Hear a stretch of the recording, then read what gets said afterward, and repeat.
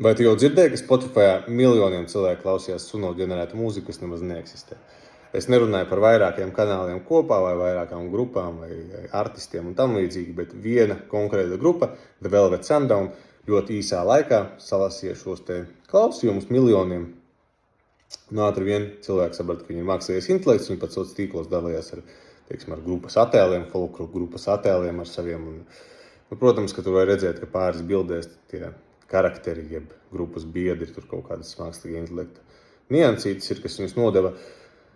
Bet jā, ir tā, ka dēļ šī te visa tāds mazs sašutums mūzikas industrijā, vai arī nemazs, jo Spotify ir tā, ka tur nav kā YouTube'ā, nav tā kā TikTok'ā, ka tur ielikt ķeksīti, creator labeled as AI generated, un tad cilvēks it kā saprot, ka viņš klausās šo te mākslīgā intelekta ģenerētu mūziku.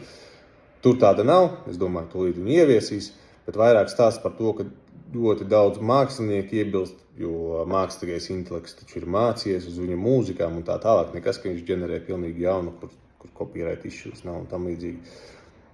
Nu, ļoti interesanta situācija, es domāju, tas ir kaut kas līdzīgs par to laiku, kad pats Spotify gāja iekšā tirgu un kā mainīja vispār to mūzikas pasauli kā tādu, tāpēc es nezinu, ko tu domā par mūziku, radīt ar mākslīgo intelektu, vai ļaut ar viņu pelnīt, vai ļaut viņu attīstīt un tam līdzīgi. Pieraksti komentārā.